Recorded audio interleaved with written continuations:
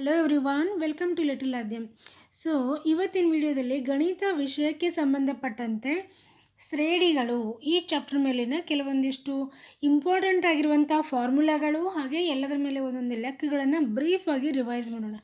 ಯಾಕಂತಂದರೆ ಈ chapter very important ಅಂತ ಅನ್ಕೋತೀನಿ. ಯಾಕಂದರೆ ಪ್ರೀವಿಯಸ್ ಇಯರ್ ಕ್ವಶನ್ ಪೇಪರಲ್ಲಿ ನೋಡಿದಾಗ ಈ ಚಾಪ್ಟರ್ ಮೇಲೆ ಒಂದು ಕ್ವಶನ್ ಬಂದೇ ಇರ್ತದೆ. ಸೊ ಹಾಗಾಗಿ ಬ್ರೀಫಾಗಿ ಇಂಪಾರ್ಟೆಂಟ್ ಆಗಿರುವಂಥ ಫಾರ್ಮುಲಾಗಳನ್ನು ನಾವಿಲ್ಲಿ ರಿವೈಸ್ ಮಾಡ್ಕೊತಾ ಹೋಗೋಣ. ಓಕೆ, ಸೊ ಮೊದಲನೇ ಪ್ರಶ್ನೆ ನೋಡೋಕ್ಕಿಂತ ಮೊದಲು ನಾವು ಕೆಲವೊಂದಿಷ್ಟು ಇಂಪಾರ್ಟೆಂಟ್ ಆಗಿರುವಂಥ ಫಾರ್ಮುಲಾಗಳನ್ನು ಇಲ್ಲಿ ರಿವೈಸ್ ಮಾಡೋಣ. ಓಕೆ, ಸೊ ಮೊದಲನೇದೇನು AP ಅಂದ್ರೆ ಅರ್ಥಮೆಟಿಕ್ ಪ್ರೋಗ್ರೆಷನ್. ಸೊ ಇಲ್ಲಿ ಅರ್ಥಮೆಟಿಕ್ ಪ್ರೋಗ್ರೆಷನ್ ಬಗ್ಗೆ ನೋಡಬೇಕಾದ್ರೆ ಈಗ ಶ್ರೇಣಿ ಅಂತ ಬರ್ತದೆ. ಮೊದಲನೇದು ಶ್ರೇಣಿ ಅಂದ್ರೇನು? ಒಂದು ನಿರ್ದಿಷ್ಟ ನಿಯಮಕ್ಕನುಸಾರವಾದ ಸಂಖ್ಯೆಗಳು ಒಂದು ಕ್ರಮಬದ್ಧ ಜೋಡಣೆಯನ್ನು ಶ್ರೇಣಿ ಅಂತ ಕರಿತೀವಿ. ಸೊ ಇಲ್ಲಿ ಒಂದು ಸಂಖ್ಯೆಗಳು ಯಾವ ರೀತಿಯಾಗಿ ಜೋಡಣೆ ಆಗಿರಬೇಕು? ಒಂದು ಕ್ರಮಬದ್ಧ ರೀತಿಯಲ್ಲಿ ಜೋಡಣೆ ಆಗಿರಬೇಕು, ಒಂದು ನಿರ್ದಿಷ್ಟ ನಿಯಮಕ್ಕನುಸಾರವಾಗಿ. ಇಲ್ಲೊಂದು ಎಕ್ಸಾಂಪಲ್ ನೋಡೋದಾದ್ರೆ 2, 4, 6, 8 ಈ ರೀತಿಯಾಗಿ ಒಂದು ಸಂಖ್ಯೆಗಳ ಒಂದು ಜೋಡಣೆಯನ್ನು ತೊಗೊಂಡಿವಿ. ಸೊ ಇಲ್ಲಿ ಒಂದು ಕ್ರಮಬದ್ಧವಾದ ಒಂದು ನಿಯಮಕ್ಕನುಸಾರವಾದ ಜೋಡಣೆ ಅದು. ಯಾವ ರೀತಿಯಾಗಿ? ಎಲ್ಲದರಲ್ಲಿ ಎರಡನ್ನು ಏನು ಮಾಡ್ತಾ ಹೋಗಿದ್ದಾರೆ? ಅಲ್ಲಿ ಎರಡನ್ನು ಸೇರಿಸ್ತಾ ಹೋಗಿದ್ದಾರೆ. ಓಕೆ, ಸೊ ಇದು ಒಂದು ನಿಯಮಕ್ಕನುಸಾರವಾದ ಒಂದು ಕ್ರಮಬದ್ಧವಾದ ಜೋಡಣೆ ಅಂತ ಕರಿತೀವಿ. ಇಂತಹ ಉದಾಹರಣೆಗಳಿಗೆ ನಾವು ಶ್ರೇಣಿ ಅಂತ ಕರಿತೀವಿ. ಓಕೆ, ಶ್ರೇಣಿಯಲ್ಲಿ ಮತ್ತು ಪರಿಮಿತ ಶ್ರೇಣಿ ಬರ್ತದೆ, ಅಪರಿಮಿತ ಶ್ರೇಣಿ ಬರ್ತದೆ. ಸೊ ಪರಿಮಿತ ಅಪರಿಮಿತ ಅಂದ್ರೆ ನಿಮಗೆ ಗೊತ್ತದ. ಓಕೆ, ಪರಿಮಿತ ಅಂದ್ರೆ ಅದು ಪರಿಮಿತ ಸಂಖ್ಯೆಯುಳ್ಳು ಅಂಥದ್ದು ಅಂದ್ರೆ ಅದಕ್ಕೆ ಅನಂತವಾದ ಸಂಖ್ಯೆಗಳಿರಲ್ಲ, ಪರಿಮಿತವಾಗಿ ಒಂದು ಮಿತಿ ಅಂತ ಇರ್ತದೆ. ಅಪರಿಮಿತ ಅಂದ್ರೆ ಅದಕ್ಕೆ ಮಿತಿ ಇರಲ್ಲ, ಅಂದ್ರೆ ಅಪರಿಮಿತ ಸಂಖ್ಯೆಗಳನ್ನು ಹೊಂದಿರ್ತದೆ. ಓಕೆ, ಸೊ ಅದಕ್ಕೆ ಅಪರಿಮಿತ ಶ್ರೇಣಿ ಅಂತ ಕರಿತೀವಿ. ಇನ್ನು ನೆಕ್ಸ್ಟ್ AP ಅಂದರೆ ಅರ್ಥಮೆಟಿಕ್ ಪ್ರೋಗ್ರೆಷನ್ ಅಂದ್ರೇನು? ಸಮಾಂತರ ಶ್ರೇಣಿ. ಸೊ ಒಂದು ಶ್ರೇಣಿ ಅಂದರೆ ಇಲ್ಲಿ ಕೆಲವೊಂದು ಶ್ರೇಣಿಯನ್ನು ಎಕ್ಸಾಂಪಲ್ ನೋಡಿದ್ವಿ. ಈ ಶ್ರೇಣಿಯಲ್ಲಿನ ಅನುಕ್ರಮ ಪದಗಳು ಒಂದು ನಿರ್ದಿಷ್ಟ ಸಂಖ್ಯೆಯಿಂದ ಹೆಚ್ಚಾಗ್ತಾ ಹೋಗ್ತಿತ್ತು ಅಂದ್ರೆ, ಅಥವಾ ಒಂದು ನಿರ್ದಿಷ್ಟ ಸಂಖ್ಯೆಯಿಂದ ಕಡಿಮೆ ಆಗ್ತಾ ಹೋಗ್ತಿತ್ತು ಅಂತಂದ್ರೆ ಅದಕ್ಕೆ ಶ್ರೇಣಿ ಅಂತ ಕರಿತೀವಿ. ಸೊ ಇಲ್ಲಿ ಕೊಟ್ಟಂಥದ್ದು ಒಂದು ಸಮಾಂತರ ಶ್ರೇಣಿ ಹೌದು ಅಲ್ಲೋ? ಹಾಗಾದ್ರೆ yes, it is a arithmetic progression. It is in arithmetic progression ಅಂದರೆ ಒಂದು ನಿರ್ದಿಷ್ಟ ಸಂಖ್ಯೆಯಿಂದ ಎಲ್ಲ ಕಡೆನೂ +2ರಿಂದ ಹೆಚ್ಚಾಗ್ತಾ ಹೋಗಿದೆ, ಒಂದು ನಿರ್ದಿಷ್ಟ ಸಂಖ್ಯೆಯಿಂದ ಹೆಚ್ಚಾಗ್ತಾ ಹೋಗ್ತಿತ್ತು ಅಂತಂದ್ರೆ ಅದಕ್ಕೆ ನಾವು ಸಮಾಂತರ ಶ್ರೇಣಿ ಅಂತ ಕರಿತೀವಿ. ಸೊ ಕಡಿಮೆ ಆಗ್ತಾನೂ ಹೋಗ್ಬೋದು, ಅಥವಾ ಈ ರೀತಿಯಾಗಿ ಇಳಿಕೆ ಕ್ರಮದಲ್ಲಿ ಕೂಡ ತೊಗೋಬೋದು ನಾವು ಇದನ್ನು. 10, 8, 6, 4 ಈ ರೀತಿಯಾಗಿ ಇಳಿಕೆ ಕ್ರಮದಲ್ಲೇ ತೊಗೋಬೋದು. ಅಂದರೆ ಇಲ್ಲಿ 2ಅನ್ನು ಮೈನಸ್ ಮಾಡ್ತಾ ಹೋಗಿದ್ದಾರೆ. ಸೊ ಇದು ಕೂಡ APಯಲ್ಲೇ ಇರ್ತದೆ. ಓಕೆ, ಸೊ ಒಟ್ಟಿನಲ್ಲಿ ಏನಾಗಿರಬೇಕು? ಒಂದು ನಿರ್ದಿಷ್ಟ ಸಂಖ್ಯೆ ಹೆಚ್ಚಾಗ್ತಾ ಹೋಗಿರಬೇಕು ಅಥವಾ ಒಂದು ನಿರ್ದಿಷ್ಟ ಸಂಖ್ಯೆ ಕಡಿಮೆ ಆಗ್ತಾ ಹೋಗಿರಬೇಕು. ಅದಕ್ಕೆ ನಾವು ಸಮಾಂತರ ಶ್ರೇಣಿ ಅಂತ ಕರಿತೀವಿ. ಓಕೆ, ಸೊ ಇನ್ನು ಕೊಟ್ಟಂಥದ್ರಲ್ಲಿ ಮೊದಲನೇ ಪದ ಏನಾಗಿರ್ತದೆ? ಓಕೆ, ಸೊ ಇಲ್ಲಿ A ಅಂತ ತೊಗೊಂಡ್ವಿ. ಸೊ A ಏನಾಗಿರ್ತದ? ಮೊದಲನೇ ಪದ. ಸೊ ಎರಡು ಅನ್ನೋದು ಮೊದಲನೇ ಪದ. ಓಕೆ, ಇದಕ್ಕೆ A ಅಂತ ಕರಿತೀವಿ ಅಥವಾ T1 ಅಂತಲೂ ಕರಿತೀವಿ. ಟರ್ಮ್ಸ್ಗಳು ಇವೆಲ್ಲವೂ ಪ್ರತಿಯೊಂದು ಏನು ಟರ್ಮ್ಸ್ಗಳು. ಸೊ ಮೊದಲನೇ ಪದವನ್ನು A ಅಂತ ಕರಿತೀವಿ, ಅದನ್ನೇ ನಾವು T1 ಅಂತ ಕೂಡ ಕರಿತೀವಿ. ಇನ್ನು ಎರಡನೇ ಪದ ಏನಾಗಿರ್ತದೆ? A + D ಅನ್ನುವಂಥದ್ದು ಇಲ್ಲಿ ಸೇರಿಸಿರ್ತೀವಿ. ಸೊ A + D ಅಥವಾ ಇದಕ್ಕೆ T2 ಅಂತ ಕರಿತೀವಿ. ಇನ್ನು ಮೂರನೇ ಪದ ಏನಾಗಿರ್ತದೆ?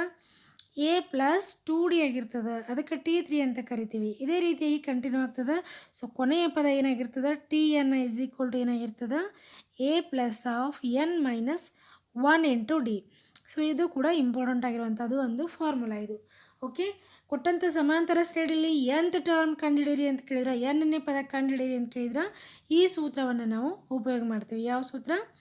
Tn = A + n - 1 × D. So ಇದು ಒಂದು ಇಂಪಾರ್ಟೆಂಟ್ ಆಗಿರುವಂಥ ಫಾರ್ಮುಲಾ. ಓಕೆ, ಸೊ ಇದರಲ್ಲಿ D ಅಂತ ಬರ್ತದೆ. ಓಕೆ, D ಅಂದರೆ ಏನಿಲ್ಲಿ? Common difference. So D = common difference, ಸಾಮಾನ್ಯ ವ್ಯತ್ಯಾಸ. ಸಾಮಾನ್ಯ ವ್ಯತ್ಯಾಸ ಏನಿದೆ? ಇಲ್ಲೆಲ್ಲ ಕಡೆ 2. ಸೊ ಇದೇನಾಗಿರ್ತದೆ? ಡಿಫ್ರೆನ್ಸ್ ಆಗಿರ್ತದೆ. ಓಕೆ, ಇನ್ನು ನೆಕ್ಸ್ಟ್ D ಇನ್ನೊಂದು ಫಾರ್ಮುಲಾದಿಂದನೂ ಕಂಡುಹಿಡ್ಬೋದು ನಾವು. Dಯನ್ನು TP - TQ ಈ ರೀತಿಯಾಗಿ. ಸೊ ಇದನ್ನು ಇರೇಸ್ ಮಾಡ್ಕೊಳ್ಳೋಣ. Dಯನ್ನು ಇನ್ನೊಂದು ಫಾರ್ಮುಲಾದಿಂದನೂ ಕಂಡುಹಿಡ್ಬೋದು. ಅದಕ್ಕೆ TP - TQ / P - Q ಅಂತ ಬರ್ಕೊಳ್ತೀವಿ. ಇಲ್ಲಿ TP ಅನ್ನೋದು ಏನಾಗಿರ್ತದೆ? T P is equal to T N ಅಂತಾಗಿರ್ತದೆ. Okay, T P is equal to T N.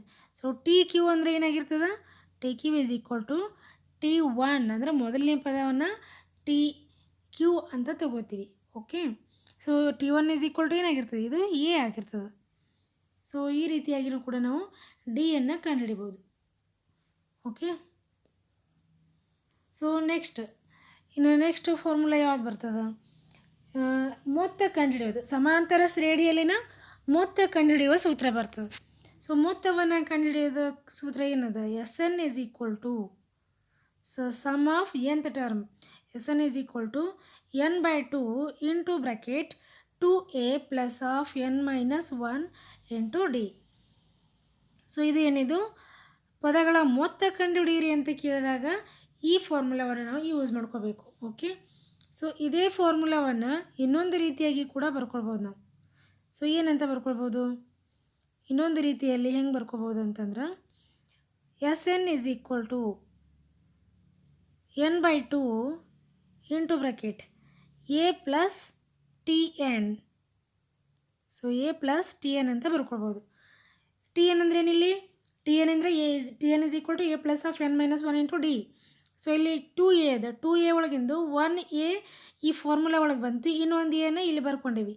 Okay, ಇನ್ನೊಂದು ಇದು ಏನೈತೆ ಟಿ ಎನ್ ಆಯಿತು. ಇದು ಫಾರ್ಮುಲಾ, ಇದು ಹೋಲ್ ಫಾರ್ಮುಲಾ ಸೇರಿದರೆ ಟಿ ಎನ್ ಆಯಿತು. ಸೊ ಅದರ ಸ್ಥಳದಲ್ಲಿ ನಾವು ಟಿ ಎನ್ ಅಂತ ಇಟ್ಟಿವಿ. ಓಕೆ, ಈ ರೀತಿ ಈ ಫಾರ್ಮುಲಾಯಿಂದನೂ ಕೂಡ ನಾವು ಸಮ್ ಆಫ್ nth ಟರ್ಮ್ಸನ್ನು ಕಂಡುಹಿಡಿಬೋದು. ಓಕೆ, ಇನ್ನು ನೆಕ್ಸ್ಟ್ ಫಾರ್ಮುಲಾ ಯಾವ್ದು ಬರ್ತದೆ ಅಂದ್ರೆ, ಸೊ ಸ್ವಾಭಾವಿಕ ಸಂಖ್ಯೆಗಳ n ಪದಗಳ ಮೊತ್ತ. ಸೊ nth ಟರ್ಮ್, ಸೊ ಎಲ್ಲವೂ ಕೊಟ್ಟಂಥ ಒಂದು ಉದಾಹರಣೆಯಲ್ಲಿ ಎಲ್ಲವೂ ಸ್ವಾಭಾವಿಕ ಸಂಖ್ಯೆಗಳಾಗಿದ್ದು ಅಂತಂದ್ರೆ ಆ ಸ್ವಾಭಾವಿಕ ಸಂಖ್ಯೆಗಳ n ಪದಗಳ ಮೊತ್ತ ಏನಾಗಿರ್ತದೆ, ಯಾವ ರೀತಿ ಅಂದರೆ 1 plus 2 plus 3 plus 4 up to dash dash ಎಲ್ಲಿ ತನಕ nth ಟರ್ಮ್ವರೆಗೂ ಇವುಗಳ ಮೊತ್ತ ಕಂಡುಹಿಡಿಯಿರಿ ಅಂತ ಕೇಳಿದ್ರೆ ಅಂದ್ರೆ ಈಗ ಯಾವ ಫಾರ್ಮುಲಾ ಯೂಸ್ ಮಾಡ್ಬೇಕು ನಾವು, S N is equal to N into bracket N plus 1 divided by 2.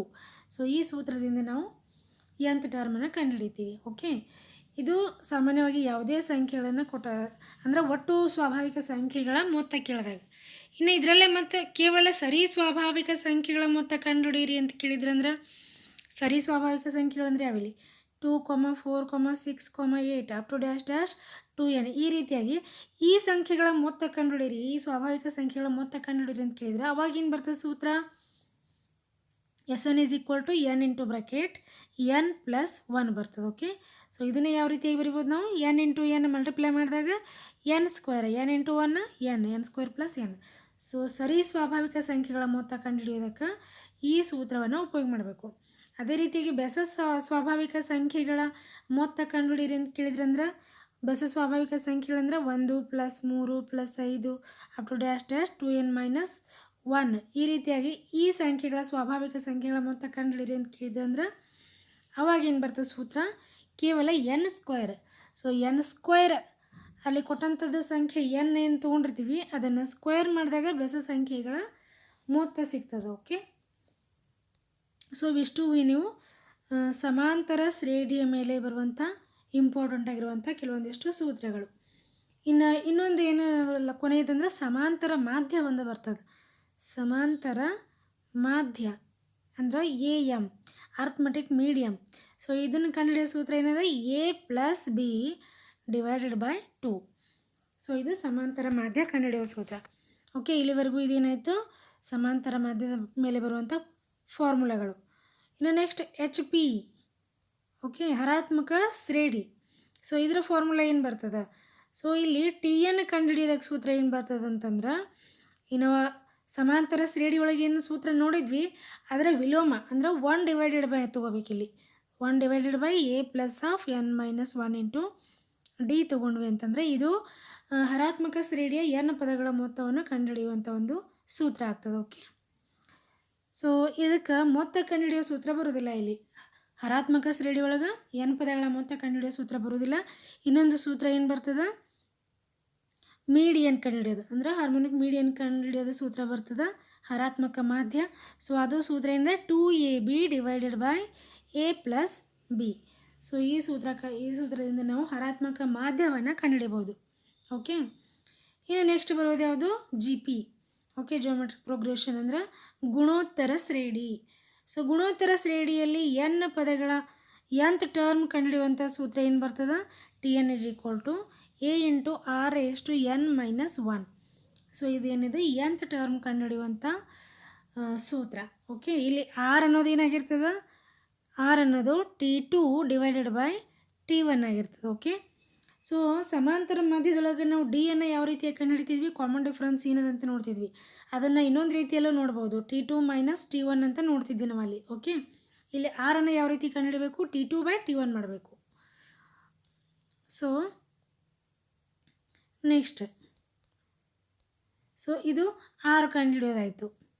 ಇನ್ನು ಎಸ್ ಎನ್ ಅಂದರೆ ಇಲ್ಲಿ ಗುಣೋತ್ತರ ಶ್ರೇಣಿಯಲ್ಲಿ ಎಂತ್ ಟರ್ಮ್ಸ್ ಅಂದರೆ ಸಮೇಷನ್ ಆಫ್ ಎಂತ್ ಟರ್ಮ್ಸ್ ಕೇಳಿದ್ರೆ ಅಂದರೆ ಎನ್ ಪದಗಳ ಮೊತ್ತ ಕೇಳಿದ್ರಂದ್ರೆ ಎಸ್ ಎನ್ ಕಂಡುಹಿಡಿಯೋದ ಸೂತ್ರ ಏನು, ಎಸ್ ಎನ್ ಕಂಡುಹಿಡಿಯೋದಕ್ಕೆ ಎರಡು ಕೇಸ್ಗಳು ಬರ್ತಾವೆ ಇಲ್ಲಿ. ಓಕೆ, ಒಂದು ಆರ್ ಈಸ್ ಗ್ರೇಟರ್ ದೆನ್ 1, ಇನ್ನೊಂದು R is less than 1. So ಎರಡು ಕೇಸ್ಗಳಲ್ಲಿ ಎರಡು ಸೂತ್ರಗಳನ್ನು ಯೂಸ್ ಮಾಡ್ತೀವಿ. Suppose R is greater than 1 ಇತ್ತಂದ್ರೆ ಆವಾಗ A into bracket R raise to N minus 1 divided by R minus 1 ಈ ಸೂತ್ರವನ್ನು ಉಪಯೋಗ ಮಾಡ್ತೀವಿ. ಇದು ಯಾವಾಗ ಆರ್ ಈಸ್ ಗ್ರೇಟರ್ ದೆನ್ 1 ಇದ್ದಾಗ, ಆರ್ ಒಂದಕ್ಕಿಂತ ದೊಡ್ಡದಿತ್ತು ಅಂದ್ರೆ. ಇನ್ನು ಸಪೋಸ್ ಆರ್ ಲೆಸ್ ದೆನ್ 1 ಇತ್ತು ಅಂತಂದ್ರೆ ಅವಾಗ ಯಾವ ಸೂತ್ರ ಯೂಸ್ ಮಾಡ್ತೀವಿ, S N is equal to A into bracket 1 minus R raise to N divide by 1 minus R. So ಈ ಸೂತ್ರವನ್ನು ಉಪಯೋಗ ಮಾಡ್ತೀವಿ. ಓಕೆ, ಇನ್ನು ಎಸ್ ಇನ್ಫಿನಿಟಿ ಕೇಳಿದ್ರೆ ಗುಣೋತ್ತರ ಶ್ರೇಣಿಯಲ್ಲಿ ಅನಂತ ಪದಗಳವರೆಗಿನ ಮೊತ್ತ ಕೇಳಿದ್ರಂದ್ರೆ ಸೊ ಅದಕ್ಕೆ ಎಸ್ ಇನ್ಫಿನಿಟಿ ಅಂತ ಕರಿತೀವಿ. ಸೊ ಎಸ್ ಇನ್ಫಿನಿಟಿ ಕಂಡುಹಿಡಿಯೋ ಸೂತ್ರ ಏನದ, A divided by 1 minus R. So ಈ ಸೂತ್ರದಿಂದ ಅನಂತ ಪದಗಳವರೆಗಿನ ಮೊತ್ತವನ್ನು ನಾವು ಕಂಡುಹಿಡಿಬೋದು. ಓಕೆ, ಇನ್ನು ಕೊನೆಯ ಸೂತ್ರ ಏನು ಬರ್ತದೆ, ಜಿ ಎಮ್ ಅಂದರೆ ಜಿಯೋಮೆಟ್ರಿಕ್ ಮೀಡಿಯನ್. ಸೊ ಗುಣೋತ್ತರ ಮಾಧ್ಯ ಕಂಡುಹಿಡಿಯುವಂಥ ಸೂತ್ರ ಏನು ಬರ್ತದೆ, G is equal to root of A into B. So ಇವಿಷ್ಟು ಏನು ಇಂಪಾರ್ಟೆಂಟ್ ಆಗಿರುವಂಥ ಸೂತ್ರಗಳು ಈ ಚಾಪ್ಟ್ರಲ್ಲಿ ಬರುವಂಥವು. ಸೊ ಇನ್ನು ಮೊದಲನೇ ಲೆಕ್ಕವನ್ನು ನೋಡೋಣ. Okay,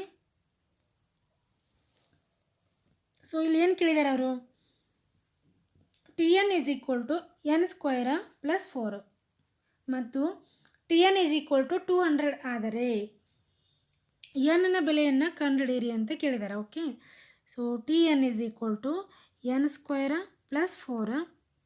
so T N is equal to 200 ಅಂತ ಕೊಟ್ಟಿದ್ದಾರೆ ಅವರು. ಸೊ ಟಿ ಎನ್ ಇದ್ದಲ್ಲಿ ಏನು ಇಟ್ಕೋಬೇಕು, 200 ಇಸ್ ಈಕ್ವಲ್ ಟು ಎನ್ನನ್ನು ಕಂಡುಹಿಡಿಬೇಕು ನಾವು. N square is equal to 4, N square plus 4 ಅದ. ಸೊ ಪ್ಲಸ್ 4ಅನ್ನು ಎಲ್ ಎಚ್ ಎಸ್ ಕಡೆ ತೊಗೊಂಡಾಗ ಏನಾಯಿತು, -4 ಆಯಿತು. ಸೊ 200ಅಲ್ಲಿ -4 ಮಾಡಿದಾಗ ಎಷ್ಟು ಉಳಿತದೆ, ಸೊ 196 ಉಳಿತದೆ. ಓಕೆ, 196 ಆಯಿತು is equal to N square. So 196 ಅನ್ನೋದೇನಿದು 13 square. Okay, is equal to N square. So square ಎರಡು ಕಡೆ ನಾವು ಕ್ಯಾನ್ಸಲ್ ಮಾಡಿದ್ವಿ ಅಂದ್ರೆ ಎನ್ನ ಬೆಲೆ ಏನು ಬಂತು, ಇಸ್ ಈಕ್ವಲ್ ಟು 13. ಸೊ ಎನ್ನ ಬೆಲೆ 13 ಬಂತು. So this is the answer. Okay, next question ನೋಡೋಣ. ಒಂದು ತ್ರಿಭುಜದ ಕೋನಗಳು ಸಮಾಂತರ ಶ್ರೇಣಿಯಲ್ಲಿವೆ. ಅತ್ಯಂತ ಚಿಕ್ಕ ಕೋನ 50 ಡಿಗ್ರಿ ಆದರೆ ಉಳಿದೆರಡು ಕೋನಗಳನ್ನು ಕಂಡುಹಿಡಿಯಿರಿ. ಸೊ ಒಂದು ಈ ತ್ರಿಭುಜಕ್ಕೆ 3 ಒಳಕೋನಗಳಿರ್ತಾವೆ. ಸೊ 3 ಒಳಕೋನಗಳ ಮೊತ್ತ ಎಷ್ಟು ಇರ್ತದೆ, 180 ಡಿಗ್ರಿ ಇರ್ತದೆ. ಇದೆಲ್ಲರಿಗೂ ನಮ್ಗೆ ಗೊತ್ತದ. ಸೊ ಈ 3 ಕೋನಗಳು ಯಾವ ರೀತಿ ಇಲ್ಲದಾವ ಅಂತ ಹೇಳ್ಯಾರ ಅವರು, ಸಮಾಂತರ ಶ್ರೇಣಿ ಒಳಗದಾವ ಅಂತ ಹೇಳ್ಯಾರ. ಸೊ ಸಪೋಸ್ ಮೊದಲನೇ ಕೋನ, ಒಂದು ಕೋನ ಎ ಇತ್ತಂದ್ರೆ ಇನ್ನೊಂದು ಕೋನ ಏನಿರ್ತದೆ, ಎ ಪ್ಲಸ್ ಡಿ ಆಗಿರ್ತದೆ. ಇನ್ನೊಂದು ಕೋನ ಎ ಪ್ಲಸ್ 2D ಆಗಿರ್ತದೆ. ಓಕೆ, ಈ ರೀತಿಯಾಗಿ 3 ಕೋನಗಳದಾವೆ. ಸೊ ಈ 3 ಕೋನಗಳ ಸೇರಿದ್ರೆ ಇವುಗಳ ಮೊತ್ತ ಎಷ್ಟು ಬರಬೇಕು, 180 ಬರಬೇಕು. ಸೊ ಇವುಗಳಲ್ಲಿ ಅತ್ಯಂತ ಚಿಕ್ಕ ಸಂಖ್ಯೆ ಅಂದರೆ ಯಾವ್ದು ಇರ್ತದೆ, ಮೊದಲನೇ ಪದ ಎ. ಸೊ ಎರಡನೇ ಪದಕ್ಕೆ ನಾವು ಡಿ ಅನ್ನು ಸೇರಿಸಿರ್ತೀವಿ ಮತ್ತು ಅದು ಹೆಚ್ಚಾಗ್ತದೆ. ಓಕೆ, ಸೊ ಅತ್ಯಂತ ಚಿಕ್ಕ ಸಂಖ್ಯೆ ಅಂದರೆ ಚಿಕ್ಕ ಕೋನ ಅಂದರೆ ಯಾವುದಾಗ್ತದೆ ಇಲ್ಲಿ, A is equal to 50 degree ಕೊಟ್ಟಾರ ಅವರು.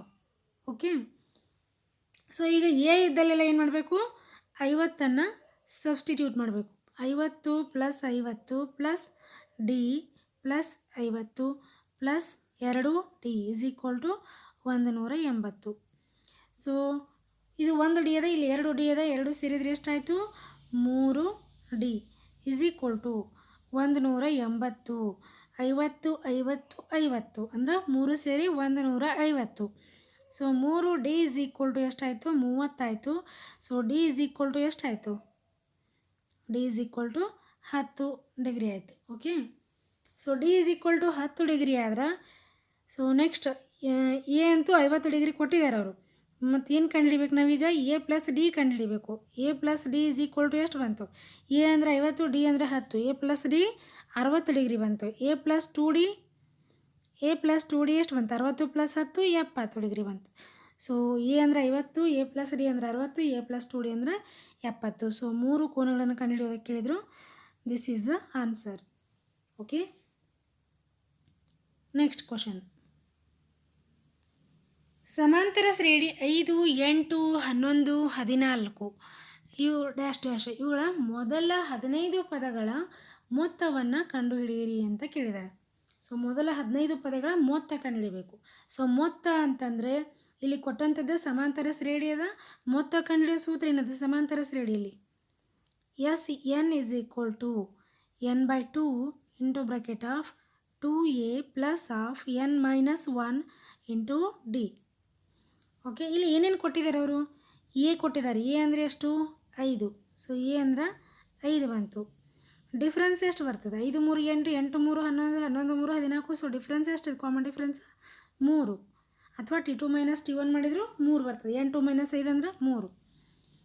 ಓಕೆ, ಇನ್ನು ಕೊಟ್ಟಂಥ ಬೆಲೆಗಳನ್ನು ನಾವು ಸೂತ್ರದೊಳಗೆ ಹಾಕೊಳ್ಳೋಣ. ಸೊ ಇಲ್ಲಿ ಎನ್ ಅಂದರೆ ಎಷ್ಟು? ಎನ್ ಅಂದರೆ 15 ಪದಗಳ ಮೊತ್ತ ಅಂತ ಕೇಳಿದರೆ 15 ಪದಗಳು. So N is equal to ಎಷ್ಟು? 15. Okay, N is equal to 15. So 15/2 into bracket 2 into A ಅಂದ್ರೆ 5 plus of N minus 1 into D. N ಅಂದ್ರೆ 15, 15 ಮೈನಸ್ 1 ಅಂದರೆ 14. 14 ಗುಂಡ್ಲೆ ಡಿ ಅಂದರೆ ಎಷ್ಟದ? 3. 14 3 42. ಓಕೆ, ಸೊ ಇದೇನು ಬಂತು?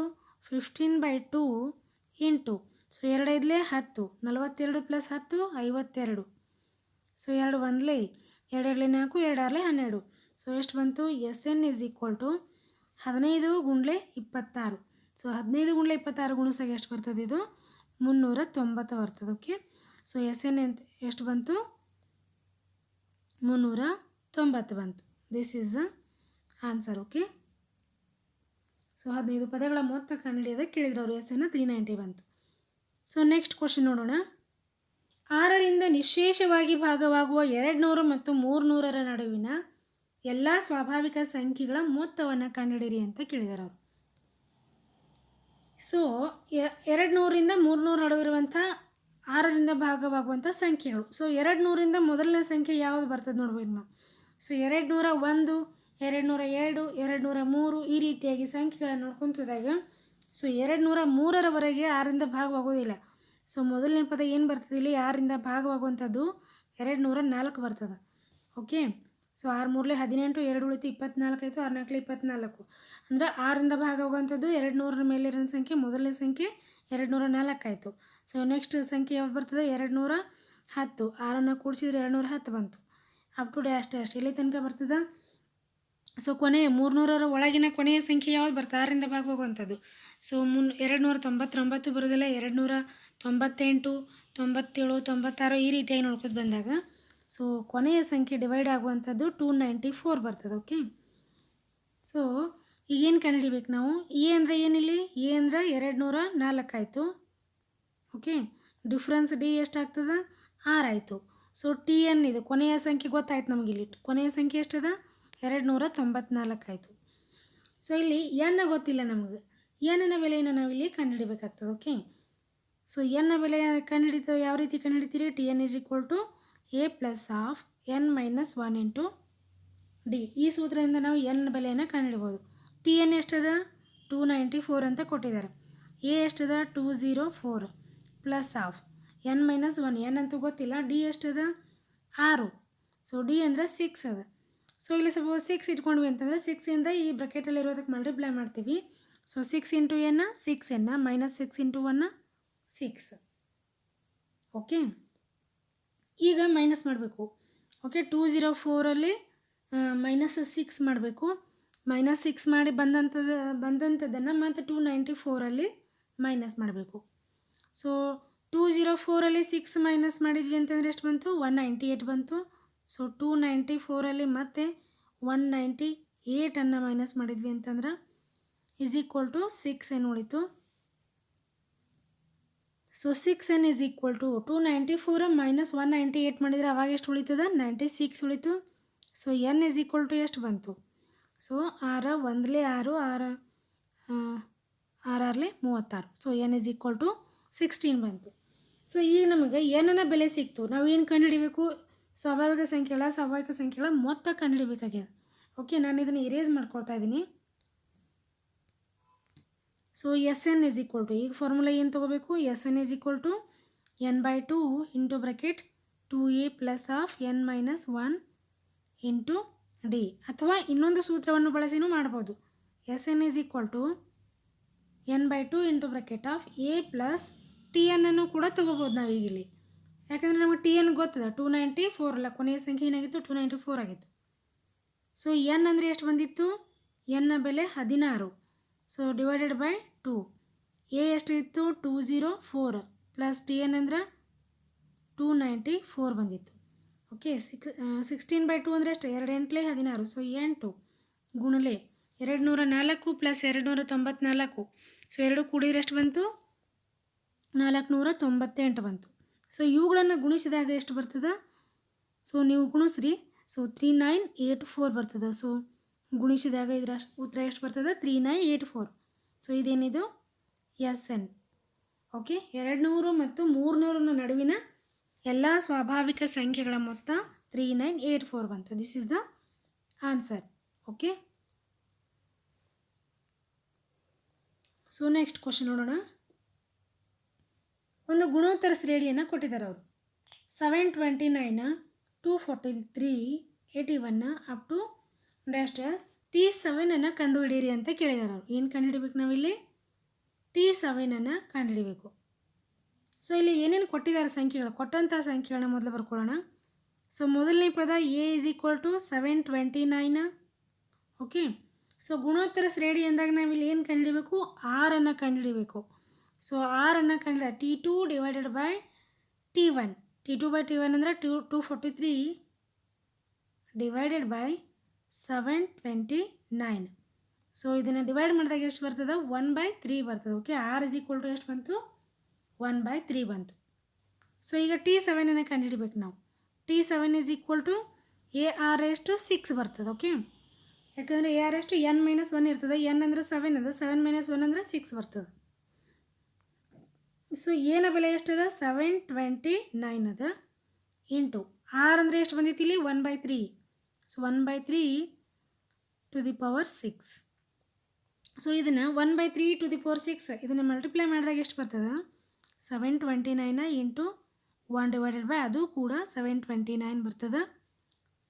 ಸೊ ಇವೆರಡು ಕ್ಯಾನ್ಸಲ್ ಆಗ್ತಾವೆ. 729 ಕ್ಯಾನ್ಸಲ್ ಆಯ್ತು ಅಂದ್ರೆ ಉಳಿತು ಎಷ್ಟು?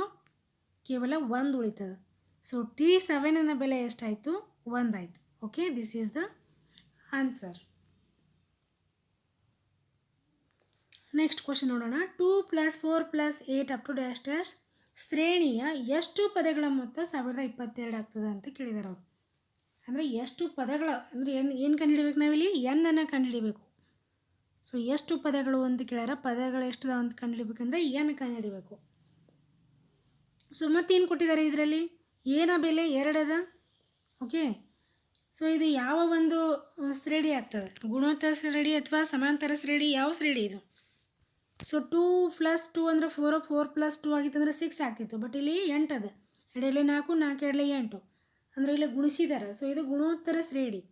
ಸೊ ಇಲ್ಲಿ R ಎಷ್ಟಾಗ್ತದೆ? T2/T1. 4/2 ಅಂದ್ರೆ 2 ಆಯಿತು. ಸೊ Rನ ಬೆಲೆ ಎಷ್ಟಾಯಿತು? 2 ಆಯಿತು. ಮತ್ತು ಇನ್ನೊಂದು ಏನು ಬೆಲೆ ಕೊಟ್ಟಿದ್ದಾರೆ ಅವರು? Sn ಕೊಟ್ಟಿದ್ದಾರೆ.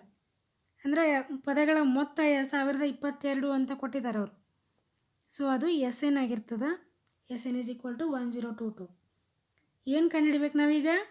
ಎಷ್ಟು ಪದಗಳು ಸಂಖ್ಯೆ ಅಂತ ಕಂಡುಹಿಡಿಬೇಕು.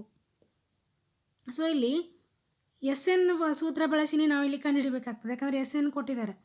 Sn ಯಾವ ಸೂತ್ರ ಹಾಕಬೇಕೀಗ? R is greater than 1. So R is greater than 1 ಇದ್ದಾಗ ಫಾರ್ಮುಲಾ ಏನು ಬರ್ತದೆ? A into bracket R S to N minus 1 divided by R minus 1. So A ಅಂದರೆ ಎಷ್ಟದ? 2 ಅದ.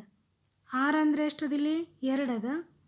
So to the power N ಅದ. ಸೊ ಎನ್ ಅಂದ್ರೆ ಗೊತ್ತಿಲ್ಲ, ಅದನ್ನೇ ಕಂಡುಹಿಡಿಬೇಕು ನಾವು. So to the power N ಹಾಗೆ ಇಟ್ಕೊಳ್ಳೋಣ. Minus 1 divided by R minus 1 ಅಂದರೆ 2 ಮೈನಸ್ 1. ಓಕೆ. ಸೊ ಈಗ ಎಸ್ ಎನ್ ಅಂದರೆ ಎಷ್ಟು ಕೊಟ್ಟಿದ್ದಾರೆ ಅವರು? 1022 ಕೊಟ್ಟಿದ್ದಾರೆ. ಇಸ್ ಈಕ್ವಲ್ ಟು ಏನು ಬಂತು?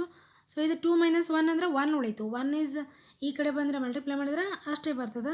So 2 into 2 raise to N minus 1.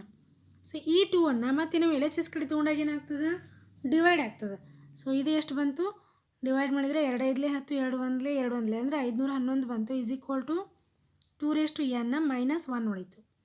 So ಈ ಕಡೆ ಸೈಡ್ದು ಸ್ವಲ್ಪ ಇರೇಸ್ ಮಾಡ್ಕೊಳ್ಬೇಕಾಗ್ತದೆ. ಓಕೆ. ಸೊ ಈಗ ಮತ್ತೆ ಏನು ಮಾಡಬೇಕು? ಈ ಮೈನಸ್ 1ಅನ್ನು ಮತ್ತೆ ಎಲ್ ಎಚ್ ಎಸ್ ಕಡೆ ತೊಗೊಂಡಾಗ ಏನಾಗ್ತದೆ? 511 ಪ್ಲಸ್ 1 ಅಂದರೆ 512 ಆಯಿತು. Is equal to 2 raise to N ಉಳೀತು. ಓಕೆ. ಸೊ ಈ 512ಅನ್ನು ನಾವು ಟು ದಿ ಪವರ್ ಆಗಿ ಇಟ್ಕೋಬೇಕು, ಅಂದರೆ 2ರ ಘಾತಾಂಕ ರೂಪದಲ್ಲಿ ಇಟ್ಕೋಬೇಕು. ಸೊ ಇದು ಎಷ್ಟು ಬರ್ತದೆ ಅಂದರೆ 2ರ ಘಾತಾಂಕ 9 ಬರ್ತದೆ. ಓಕೆ. 2ರ ಘಾತಾಂಕ 9 ಅಂದರೆ 512. So is equal to 2 raise to N. So 2 base 2 ಅದ. So N is equal to ಎಷ್ಟಾಯಿತು? 9 ಆಯಿತು. ಅಂದರೆ ಇಲ್ಲಿ ಪದಗಳ ಸಂಖ್ಯೆ ಕೇಳಿದ್ರು ಎಷ್ಟು ಪದಗಳು ಅದಾವ ಅಂಥೇಳಿ. So N is equal to ಏನು ಬಂತು? 9 ಪದಗಳು. So this is the answer. Okay. So next question ಏನದು ನೋಡಿರಿ. ಇವುಗಳ ನಡುವಿನ ಸಮಾಂತರ ಮಾಧ್ಯ, ಗುಣೋತ್ತರ ಮಾಧ್ಯ ಹಾಗೂ ಹರಾತ್ಮಕ ಮಾಧ್ಯಗಳನ್ನು ಕಂಡುಹಿಡಿಯಿರಿ. ಸೊ ಡೈರೆಕ್ಟಾಗಿ ಈ ರೀತಿಯಲ್ಲಿ ಟಿ ಟಿಯಲ್ಲಿ ಕ್ವಶನ್ಸ್ಗಳು ಬರೋದಿಲ್ಲ. ಯಾವುದಾದ್ರೂ ಒಂದು ಕೇಳ್ಬೋದು. ಓಕೆ. ಸಮಾಂತರ ಮಾಧ್ಯ ಅಥವಾ ಗುಣೋತ್ತರ ಮಾಧ್ಯ ಅಥವಾ ಹರಾತ್ಮಕ ಮಾಧ್ಯ ಯಾವುದಾದ್ರೂ ಈ ರೀತಿಯಾಗಿ ಸಂಖ್ಯೆ ಕೊಟ್ಟು ಅದರ ಡೈರೆಕ್ಟಾಗಿ ಆಪ್ಷನ್ಸಲ್ಲಿ ಆನ್ಸರ್ ಕೊಟ್ಟಿರ್ತಾರೆ. ಸೊ ನಾವು ಅಲ್ಲಿ ಲೆಕ್ಕ ಮಾಡಿ ಹಾಕಬೇಕಾಗ್ತದೆ, ಟಿಕ್ ಹಾಕಬೇಕಾಗ್ತದೆ. ಓಕೆ. ಸೊ ಇಲ್ಲಿ ಒಂದೊಂದಾಗಿ ನಾವಿಲ್ಲಿ ಕಂಡುಹಿಡಿಯೋಣ. ಸಮಾಂತರ ಮಾಧ್ಯ ಕಂಡುಹಿಡಿಯೋ ಸೂತ್ರ ಏನದ?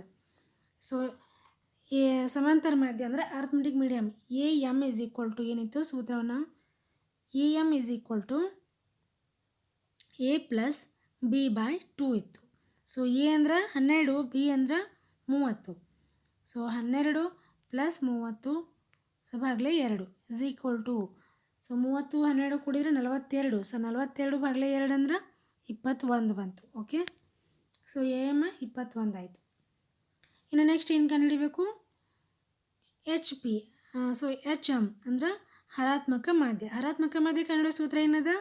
2ab divided by A plus B. So 2 into A ಅಂದ್ರೆ 12 ಇಂಟು ಬಿ ಅಂದ್ರೆ 30.